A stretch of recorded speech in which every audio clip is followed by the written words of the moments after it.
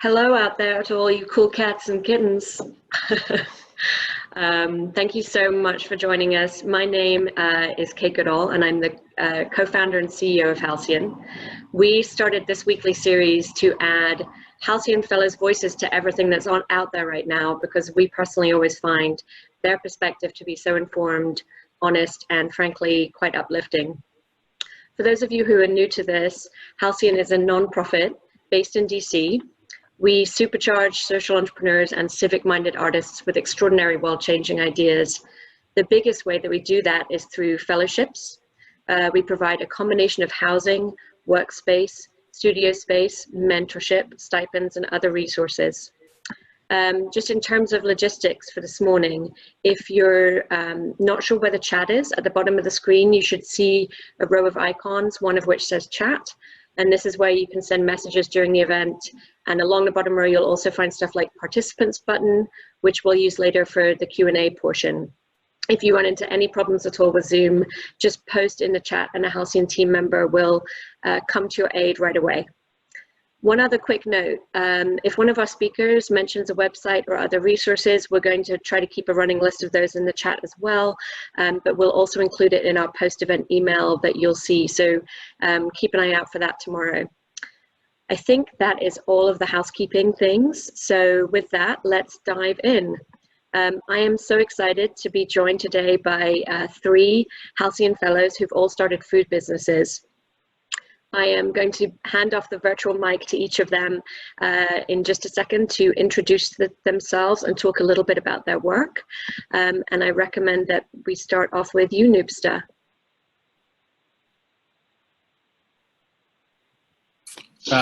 Yeah, hey everybody, good morning.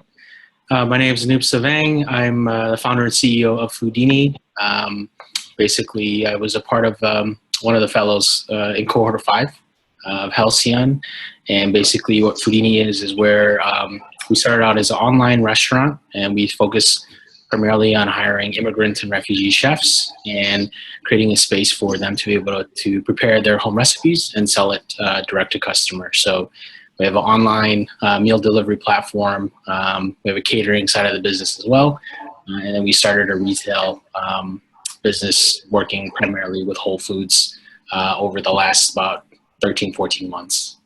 And so we're based in DC, and yeah, we have chefs from Iran, Laos, Eritrea, Iran, Laos, Eritrea, Ivory Coast, and with hopefully some more to come very soon. Great, thank you so much. Candy, do you want to go next? Sure.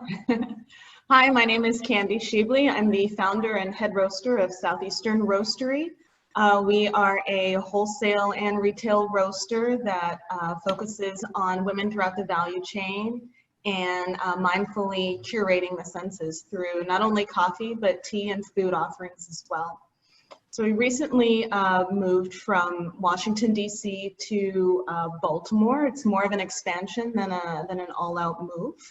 I've been roasting since 2016. We're a relatively small and new company, working very lean and working with majority of women throughout the value chain, both locally in the DC, Maryland, and Virginia area, as well as globally. So from our producers, from the farms to our importers here in the region. And we do that to keep our economic value chain small, but also impactful as well. So we're happy to be here.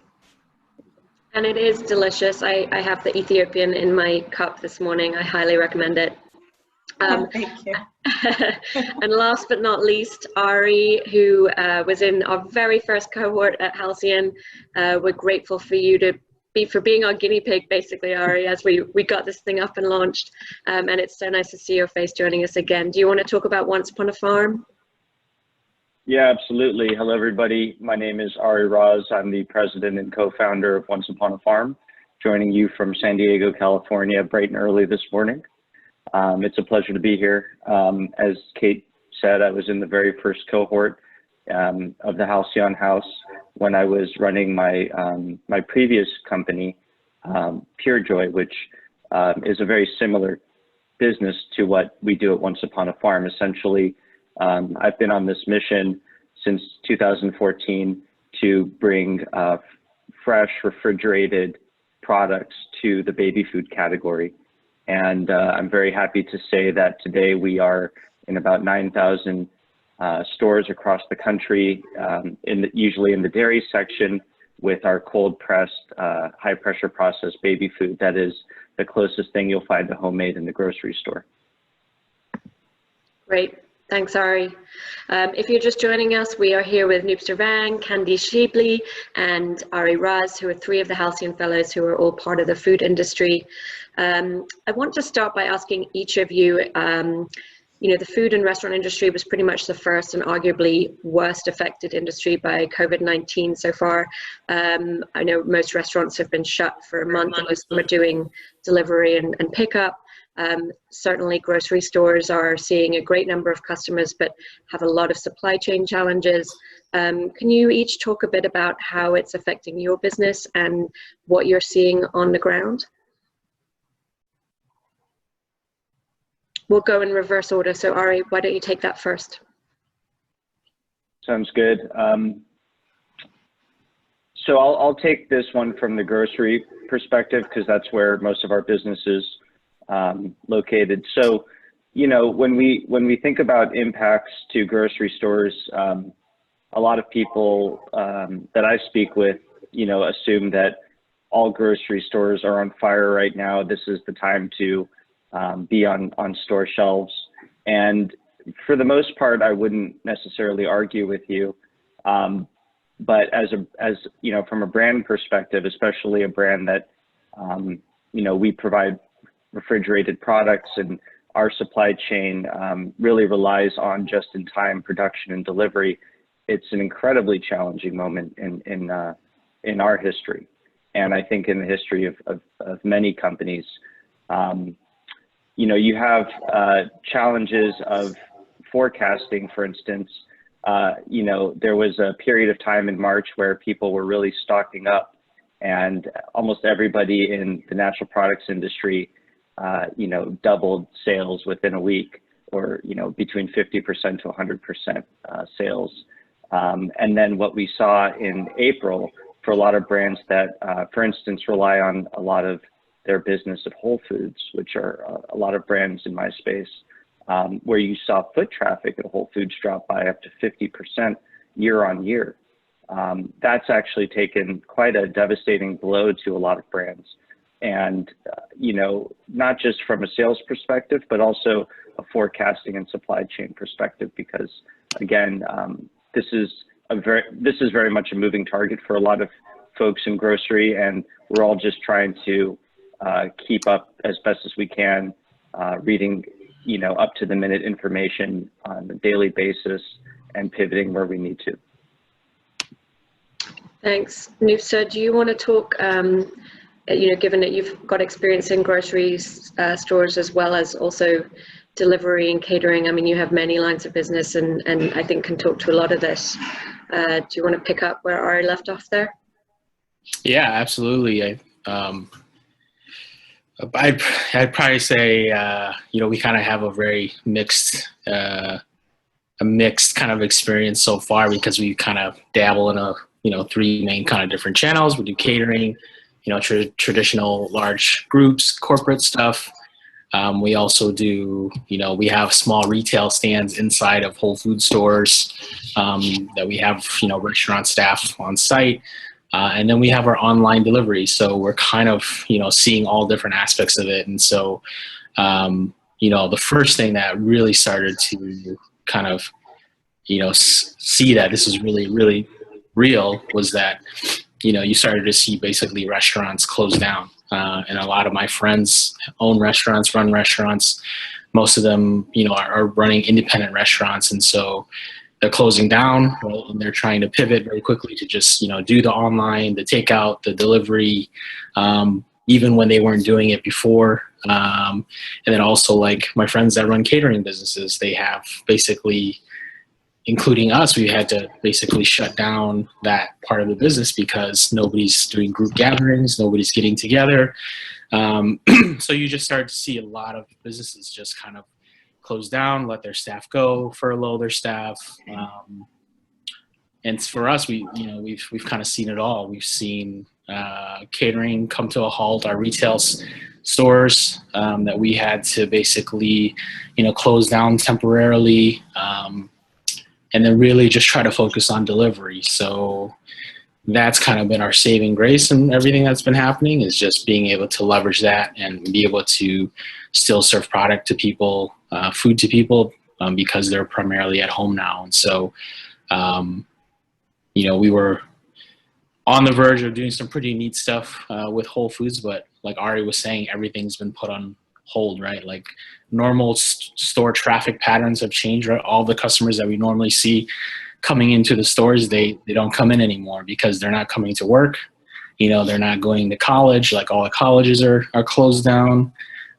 So the customer behavior that we're all used to and used to seeing and interacting with and like building the businesses around, those customer behaviors have all changed. Like it's all completely different now. And it's like a scramble to try to get to where the customers are and how they're behaving now. And so it's been quite kind of like the crazy challenge. So. Thank you for that. Candy, do you want to talk about what you're seeing? Sure.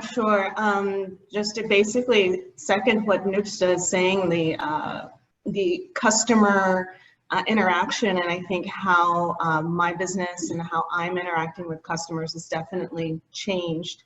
The majority of the business that I've been doing prior to COVID-19 has been in wholesale and also in some retail. And as restaurants have abruptly stopped or either pivoted, changed their model, coffee has been one of the first things to kind of get cut and to go. It's definitely not seen in this environment as an essential product, though it's widely consumed. So that's been a challenge, but at the same time, we're doing something quite similar to Foodini and focusing more on the delivery aspect. Grubhub, I've partnered with some other small businesses in the area in getting the product out along with food, and that's actually been ramping up. And so it's really just, there have been challenges in changing how we in the business interacts with customers and what points to leverage. And right now it's not wholesale. And we weren't doing a large amount of retail, some small scale retail. That's also slowed as well. So we've been also trying to ramp up more online retail sales, subscription orders. We've been doing subscriptions in the past, but now bringing that more to the forefront has been even more important for us. So. Great. And, for what it's worth, I'm sorry that, the experiences right now are just so mixed and challenging for everyone. And I think that it's certainly for people from the industry that are on the call, we're happy to take all of your questions later, and our hearts sort of go out to everyone, I think. And it's interesting though to examine sort of, the ebbs and flows and pros and cons. And Candy, I think specifically to you, can you talk to what it's like as an entrepreneur as you encounter these challenges, and how do you give me some examples of sort of, what you've encountered that in the long term has either strengthened you, even though maybe it's initially, really hard, and how you managed to stay focused during those times of challenge? Sure. I was, and the business has been in a transition even before COVID-19. I was planning on opening up a space in Riverdale, Maryland, and I put a lot of energy and efforts into that with architecture planning and permitting and anything that goes along with building a brick and mortar, and was disheartened at the point when I realized that wasn't going to work out for a number of reasons. In hindsight, that's definitely been a blessing because it's allowed me to focus on this new space that we're in now, but also, staying not incurring as much debt during this time, I think, which would have been even more of a challenge had I taken on more risk, employees, for example, more inventory, all of that. So it's been interesting how things have panned out. I'm a very lean company, so most of the employees and staff that we do have are on a contract basis. And previously that's been, I think, looked at a bit negatively in some ways. But right now, again, it's allowed me to pivot much more quickly and to react much more quickly as well. So there have been some pros and cons with this new scenario and this new business challenge as well. In setting up the new space, I'm particularly glad that we are doing that now without having invested too much into cafe seating and industrial workflows that kind of suit that business model. That's a bit out of date now. So we're looking at setting up the new space in more of a takeout capacity and a walkthrough, almost like a tasty freeze, a Southern tasty freeze setup. And so going slowly has been beneficial. Been able to kind of move with the times, and I think people in the new community that we're in Baltimore are seeing the space and looking at it as an addition to the community that they can walk to and that they can get takeout from. And so it's been refreshing. So staying lean and going a little bit slower, and also developing the pickup and online maybe a little more than you would have done before has been useful at this point. Exactly. Maybe not predictable, but a good thing. Definitely. Let me move on to Noopster for a minute. Noopster, you know, I think, you know, just as Candy was talking about, like there have been forced pivots and unforeseen pivots, and you know, as an entrepreneur, obviously sometimes you have to move very quickly to adapt your strategy and tactics. Can you talk about what that's been like for you, and how do you make decisions quickly, like more quickly than maybe is inherently humanly comfortable sometimes? Yeah, that's a great question. I would say, yeah, we probably in the last, I mean, I kind of remember this very vividly, is like when it actually kind of hit, like, you know, the whole crisis and how it became reality was like March 12th, I think it was. I was like watching ESPN, and the NBA basically said they were canceling for like the foreseeable future, and that was just kind of like taking into consideration how serious this really all is. And so that night I had to write, you know, an email to our customers, write a mass email to all of our customers saying, hey, like this is a crisis and we're taking this very seriously, and these are the precautions that we're taking. And that you know, at the start of 2020, like I would have never imagined having to write that email. That was a pretty tough email to write.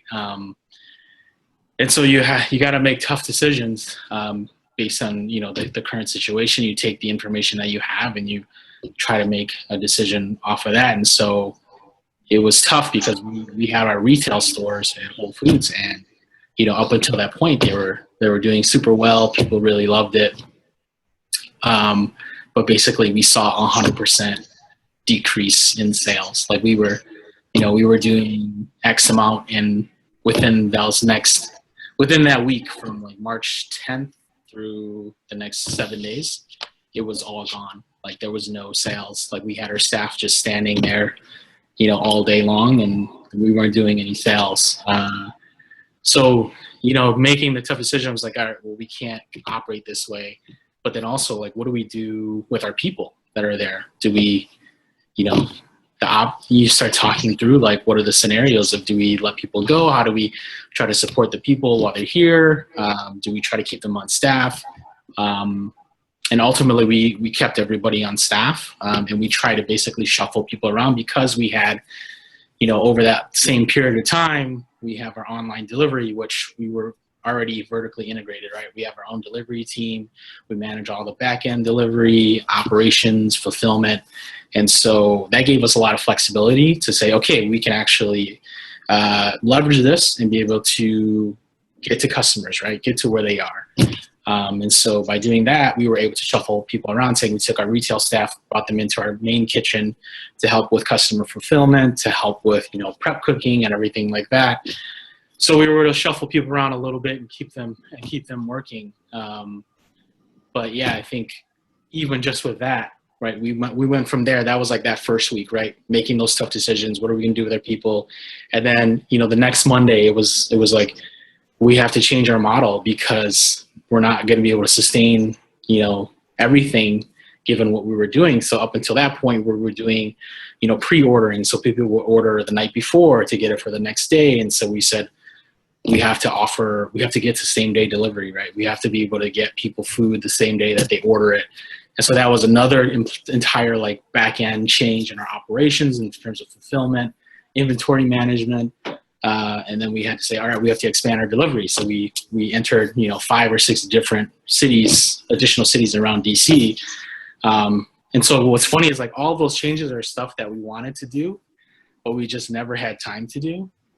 And so because all of the resources that we were spending on all the different parts of the businesses like catering and retail, because those were basically halted, we said, okay, we have resources now to actually get these other things off the ground, especially in this super critical time. And so it's just kind of interesting how things work out, but we were able to readjust and make those changes. And so we had been thinking about these things already. It was just never like really being pushed to do it because we never felt like it was something that was super critical to the success of the company up until that point until now. And so we had to shift quickly and basically rebuild or modify our operations, fulfillment, how we market and how we talk to our customers. And so making those tough decisions, I think the toughest decisions came around our people and trying to figure out how to support them the best way.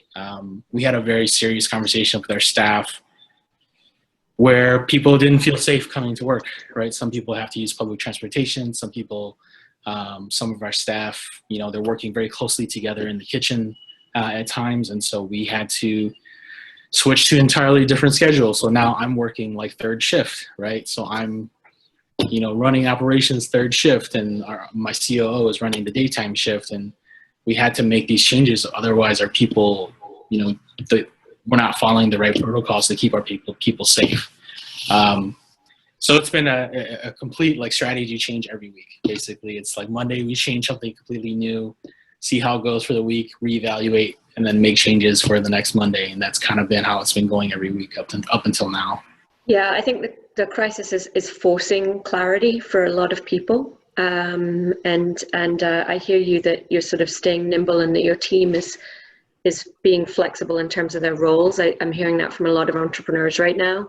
And I'm happy for you that you have a team that is able to flex. Ari, can we turn to you for a little bit? You're probably, not probably, you are the furthest along in your business, and I'll ask you to think back years and years and years to when you were just starting. And I have a memory of when you were at Halcyon and doing some pitch practicing. One of the investors said, "You're trying to boil the ocean, try to put a baby food in a refrigerated section. You're trying to get grocery stores to change their whole way of doing things. You're crazy." And you managed it. Can you talk about, for those that are on the call that are trying to get investment, particularly now at a tough time, how do you know when to lean into advice and to ignore it? Because you've got a great instinct for that. Yeah, thank you. I remember that advisor as well. So, it's funny, the truth is that I'm a stubborn bastard. So if somebody tells me that I can't do something, it only, makes that fire burn ever brighter to prove them wrong. But, I would say that from just my own personal experience, the reason why I knew that this particular advisor was wrong and that I was on a path that was going to lead to being able to affect real change in grocery is really because I was basically spending most of my time talking to consumers. When I was in DC, my business model was different than what it is today. I was selling fresh made baby food, and I was selling it direct delivery to people's homes, and I was also selling it at farmers markets. And the farmers market experience actually provided me with so much just positive feedback from the parents that I spoke with, that it really instilled in me a very strong belief that if there's a way to get this done, if there's a way to make fresh baby food that can actually be sold on store shelves, then it will work, because that's what the consumers want. And sometimes industry, sometimes partners or distributors or grocery store buyers, they don't necessarily talk to the same consumers all the time about, specific purchasing habits or what they'd like to see. So it's really on you as the entrepreneur to form a thesis and to really test it. And if every 9 out of 10 potential consumers you talk to say, hey, I think that's a great idea, that's something that I would want to buy, then you're on the right track. Regardless of how hard it's going to be on the operational side, you really can't focus on those things in the beginning, because if you do, you'll get bogged down and you'll never get started. I talk to entrepreneurs today who are, coming out with ideas or coming up with products, and, I see myself in that same advisor in some instances where, someone will tell me an idea and I'll just say, oh, that is so difficult. Oh, your shelf life. Oh, geez, how are you going to do this? But at the same time, I think those conversations and getting those entrepreneurs to think about those challenges to some degree can be very, very positive, because there may be ways for them to overcome those challenges if they, discover, like I did, a technology that was really impactful and helped me overcome a very limiting factor in my previous business. But, overall, I would say that, as the entrepreneur, you really have to have the mindset that nothing's going to stop you. If you have done the work to prove your thesis, that you've talked to, hundreds of potential consumers, and if, again, 9 out of 10 of them tell you that this is something they would buy, you're absolutely on the right track, and don't listen to any negativity or doubters. If there's a problem, if there's a roadblock, it's up to you to figure out how to break through that brick wall and get your business to the next level. So it's very much the old adage of knowing your customer, but kind of bottom line, and being a stubborn bastard, yep. But knowing your customer. Thank you for sharing that. So we're gonna, I've just got one more sort of quick fire question. I'm just gonna prep everyone, get your questions ready. I've seen a couple of great ones in the chat that we'll certainly turn to. There's a lot of interest in COVID-19 specific questions, but just from me, my last one is, Halcyon has a lot of practices around empathy and gratitude. We have one of our values is optimism. While it's hard right now to be optimistic, I'd love to just hear quickly from each of you sort of one thing or group of people or an entity that you're grateful for or have empathy for, and one maybe silver lining that you think might be waiting for us on the other side of this. Candy, I'll turn to you first. Sure. I think I'm very grateful for the Insight Meditation community of Washington. I am a follower of the Dharma, and I meditate very much every day, a couple of times a day, and that's really helped to keep me optimistic, as well as the team at Crowdfund Main Street, which is helping me implement my investment campaign right now, which is an interesting time to be in an investment campaign. But they've also helped me to remain positive and optimistic and to reach out to people. And family and friends, just keeping in contact via phone and via Zoom, and remembering to write down what I'm grateful for, and just loving life and nature, and being my stubborn self, as Ari would say, trying to get through the business has been helpful as well. Great, thanks. Nupsa? Yeah, I would say, people working in food production, manufacturing, lots of these people are putting themselves at risk to be able to produce food for people to eat.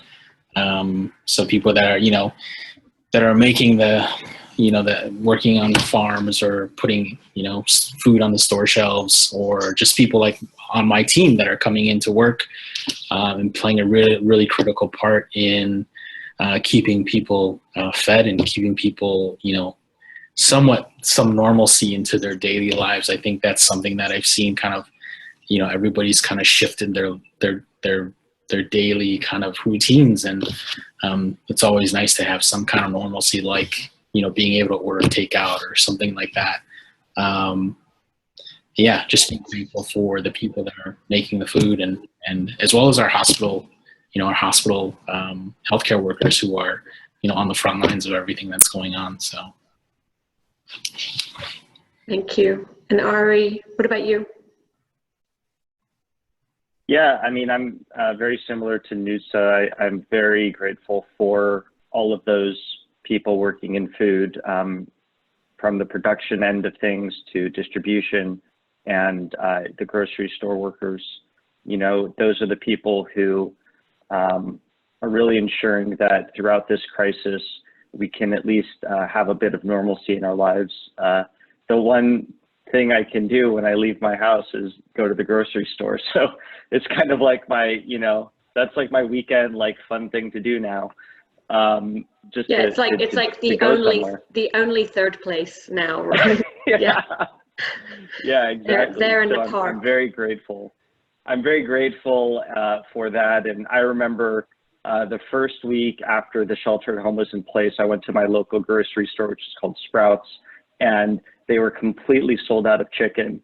And my wife looked at me and said, "Are we never going to be able to buy chicken here again?" Like, she was really scared that, the whole supply chain for chicken just completely demolished. I said, "No, don't worry, honey. The chicken will be back next week. Like, the supply chain's working. People are manufacturing food. Like, this is the reason why, we're not going to have an apocalyptic situation unfold." So I'm very grateful for that. Ari, what's been interesting is that on the B2C side, right, there's been shortages in supplies and food, but from what I've seen on, like, the B2B, like, for, where we purchase ingredients from, where we purchase product from, raw ingredients, right, that stuff's been super slow, because obviously all the downstream customers are like restaurants. They're not, they're not running right now, and so it's very easy, right? The two flip sides of the coin. It's so interesting. Yeah, if you look at wholesale food production, certain ingredients, we see articles about dairy getting, milk just getting dumped, right? That's crazy to me. But if you try to buy these ingredients wholesale right now, if you try to buy cheese or milk or any of these things, it's so cheap. It's never been so cheap. So yeah, it's a funny dichotomy that we're in. So I am about to turn to a question from Ali Johnston that's in the chat there, just because it's pretty relevant and pertinent, and then I'll try and take as many of the other questions as possible. Just a quick announcement. Halcyon is continuing to do what we can to support all of these amazing entrepreneurs and artists that we also incubate during this time. And, if you see fit, we would love for you to consider a small donation to Halcyon. You'll be able to see the link to that in the Zoom chat just a second. I also did want to mention that in terms of helping the Georgetown retail and restaurant community. We're working with the Georgetown bid, providing them fiscal sponsorship so that they can provide tax rebates to people that donate towards a program that will support people who've been laid off as a result of this crisis. And we'll be announcing that very shortly as well. So if you're looking for ways to help, certainly we will keep you apprised of those both in the chat and on email tomorrow. And back to the question from Ali, which is kind of related. She wants to know how all of you are using your businesses to address the COVID-19 crisis and help your community. And you know, part of me thinks just sort of keeping people employed and the wheel turning is quite a lot of work in itself. So you know, if that's what you're doing right now, I think that's a completely fine answer. But feel free, anyone, to jump in and expound on anything that you're doing specific to this crisis. I'd like to jump in first and just say that, you know, I've really been leaning heavily on my coffee community for the move-in. I've had people that I have worked with in educating me in coffee and who are espresso machine mechanics and plumbers and people in HVAC come in and, you know, continue to do work in setting up the space. And I'm continuing to buy raw product and beans from my local suppliers. So, you know, I'm really trying to make a conscious effort to keep people employed and paid and just bring me product as much as possible so I can get it out, whether it's, you know, B2B or right now mostly B2C. So yeah, that's, I think that's the biggest thing that I can do at this moment during COVID is just try and keep the local economy going in that way. Just keep money flowing. Yeah, I know for us, we started partnering with some different fundraisers in the area to help, fundraise to help feed hospital staff, because a lot of them are pretty stressed and just kind of working on the front lines. And so we served about over 100 meals last Friday and Saturday to Washington Hospital Center, and then also Suburban Hospital in Bethesda. So we're looking at a few different other fundraisers that are out there right now, nonprofits that are basically kind of using this as a way to support, you know, workers in restaurants, but then also workers in healthcare too. So that's been pretty cool to see kind of come together up to this point. Yeah, and at Once Upon a Farm, you know, we're doing a couple things. I think that one of the most important things that we're doing is really pivoting our messaging and our marketing to be a lot more empathetic towards people right now. If you follow our Instagram at Once Upon a Farm, you'll see a lot of not just stories from, you know, people working at home, but you know, we're offering a lot more tips for parents, you know, give them ideas for activities to do with their kids. We're also going to be highlighting, we're calling it Tough as a Mother. It's a campaign we're launching soon where we're going to be highlighting moms in different industries, from teachers to healthcare workers to grocery store employees, to really showcase, you know, the work that they're doing at this time and to show how critical it is. So we're really, you know, we're really actually excited to be able to do that and to make to share these positive stories to the community. And we're also producing 16,000 applesauce pouches. It's our cold pressed applesauce. Those units will be going out to food banks and hospitals and different senior citizen centers as well, to really help those who are most impacted by this situation. Thank you, guys. I mean, I know all of you are amazing entrepreneurs and also incredibly kind-hearted, and I just appreciate all of those efforts. I know it's an awful lot. We've got a few questions here. I'm going to try and get through as many of them as we can with the remaining time. So I'm going to ask everyone to keep the questions pithy and answers equally pithy. Robert, you've been waiting a really long time, very patiently. I think your question was first in the chat. We're going to unmute you. I'd love if you wouldn't mind choosing whichever of the two questions you'd like most to ask. The floor is yours. So I work sort of in the technology space, but don't sell any of it, so I'm a safe guy. But what I'm seeing is in the particular small to medium and independent market, a lot of companies were not in fact set up to pivot their businesses in order to be able to do delivery, curbside, pickup.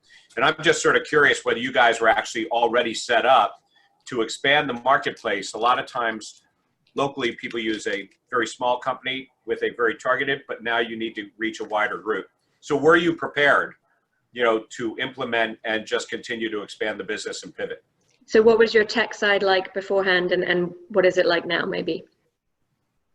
Yeah, I think for us, we started out as an online delivery, and so we managed our own back end, our front end, inventory, and also delivery. And so we were actually really well positioned to be in this kind of crazy situation.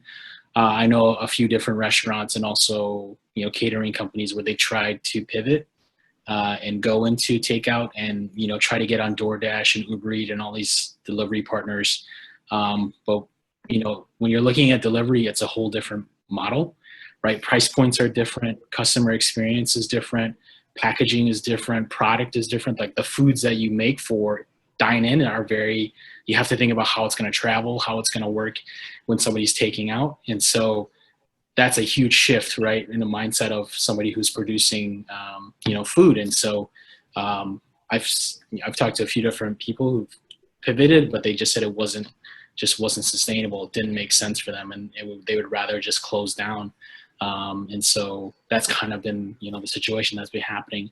On top of the fact that it's taking 2-3 weeks for people to get on these delivery platforms, which is another issue in itself. But yeah, that's kind of what we've encountered and seen. Candy and Ari? Yeah, Southeastern Roastery was not set up for delivery. And so it was a very quick and abrupt pivot for my company. That said, understanding how coffee and tea travel and as well as partnering has been important in getting our product out. So right now we're partnering with Z&Z and delivering Zatar Manouche along with coffee and tea, and that's worked out quite well because it has allowed us to be on platforms for food delivery and not just have coffee delivery. And actually we've expanded our retail delivery in that through those channels as well, and people have picked that up. We've also used Calendly for people to schedule individually through the website. So it's given us an opportunity to explore new ways in reaching our directly to customers. Great. And Ari, you had a pretty robust direct-to-consumer online platform as well as grocery store presence. Can you talk quickly about any shifts that have happened there post-COVID? Yeah, absolutely. So, we've been doing direct-to-consumer business since 2016.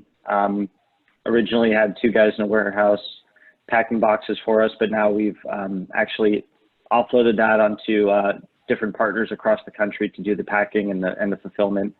So this crisis has been a boon to our direct-to-consumer business, where it's up over 50%, and yeah, very fortunate that we're able to accommodate that additional load of orders. But along with direct-to-consumer business that we do, a lot of brands in the consumer packaged goods space are finding that they're finding similar growth in their business with different online markets. So whether it's Prime Now Delivery, Instacart, Fresh Direct in New York, or Thrive Market for many of them, there's a lot of these sort of players that were a few months ago thought of more as fringe players in the grocery space. We're expecting now in the industry to see online grocery orders essentially come out of this at 100% growth. compared to pre-COVID. So, you know, there's going to be a lot of renewed focus on these channels and a much higher level of importance placed on all online grocery. Amazon, get ready. Obi, let's see if we can fit you in really fast because you've had your hand raised a long time. I will try to be succinct. I think I love this discussion. I tend to be less of a business-minded person in general and more of a human-centric minded person. So I'm curious, I think all of you, Candy, I met you, talked to Noopsa, we've talked a couple of times. I think you all have this sort of core conviction about the role of food and the table in society as a whole. And I think it's easy to respond to these crises as quickly as possible and follow trends. How do you hold true to the fundamental while you respond to the sort of timely need? Quick question. So how do you, yeah, right. Let's take just Candy because it's we're coming to time. But Candy, talk about like how do you keep that core? Sure. I'm very much a people person, and I enjoy face-to-face business. So this has been quite interesting. And one of the ways for Southeastern Roastery to keep that person-to-person connection with the new space that we're setting up here in Baltimore is to kind of have a build your own coffee roast station where we'll have people come in and teach them how to blend their own coffee blends with the different beans that we have on a one-to-one basis. So really just trying to structure less of a large flow of folks coming in and have it be more individualized and still more personal and still more mindful, and just still trying to relate to customers and to people and their tastes and their senses, even throughout COVID-19. You know, it's a challenge, but it offers room for experimentation as well. Great. Thank you, Obi, for that last question. Thank you, everyone, for joining us today. We really appreciate you taking the time to have breakfast with us. Noopsa, Candy, and Ari, thank you so much. We know you have a lot on your plates and minds, and appreciate your time. This Friday, we have our third virtual studio visit with some of the artists from the Halcyon Arts Lab. And we have other events for the whole month, along with a new suite of events being unveiled for May very soon. So keep an eye out for that. We're going to close out this event, but we'll leave the Zoom conference open for another few minutes in case people want to chat or wrap up on your own time. And a team member will let you know when we're preparing to close the meeting. Thank you again to all of you, and we hope to see you soon, if not Friday or next week. Thanks. Bye.